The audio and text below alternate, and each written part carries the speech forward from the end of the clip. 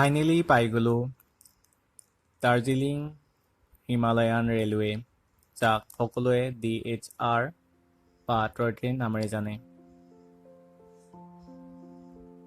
দাৰ্জিলিঙৰ বিখ্যাত এই টয় ট্ৰেইনসমূহ জলপাইগুৰিৰ পৰা দাৰ্জিলিঙলৈ চলে। 1879 আৰু 1881 চনৰ মাজভাগত ইংৰাজসকলে এই ট্ৰেইনসমূহ নিৰ্মাণ কৰিছিল। সঁচা অৰ্থত ক'বলৈ গ'লে দাৰ্জিলিঙৰ টয় ট্ৰেইন যাত্ৰা কৰা মুহূৰ্তসমূহ খুব সুন্দৰ। এই টয় ট্ৰেইনত উঠি আপুনি পাহাৰৰ সেউজীয়া মনোৰম দৃশ্য, নিজৰা, বৰষুণ, ঠাণ্ডা সকলোবোৰ একেলগে উপভোগ কৰিব পাৰিব।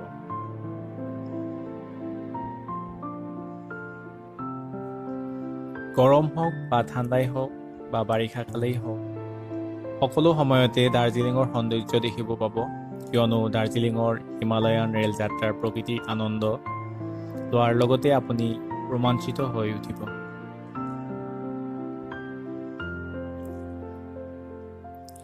এই টয় ট্ৰেইন দাৰ্জিলিঙৰ পৰা বিভিন্ন বস্তি, মহল্লা আৰু বজাৰৰ মাজেৰে পাৰ হৈ যায়।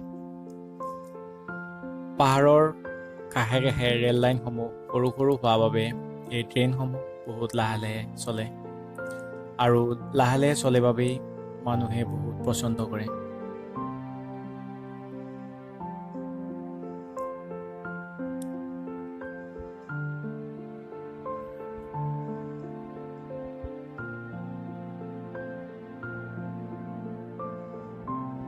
ইংৰাজৰ দিনৰ পৰা আজি পৰ্যন্ত এই ট্ৰেইনসমূহ একেটা ৰূপতে চলি আছে। প্ৰথমতে এই ট্ৰেইনসমূহ মাত্ৰ ষ্ট্ৰীম ইঞ্জিনৰ দ্বাৰা চলিছিল, কিন্তু এতিয়া ডিজেল ইঞ্জিনৰ দ্বাৰাও চলে।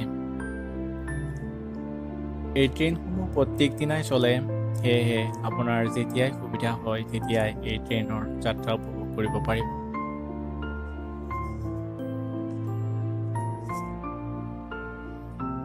এই টয় ট্ৰেইনৰ যাত্ৰা কৰিলে আপুনি ভাৰতৰ সবাতোতকৈ উচ্চ ৰেল ষ্টেচন, ঘুম ষ্টেচন দেখাৰ সুযোগ পাব।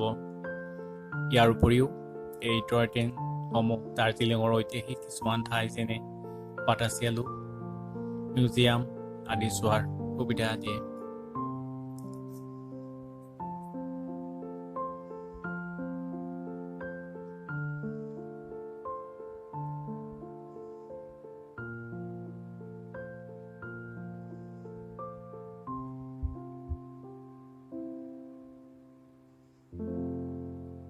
গতিকে সময় পালে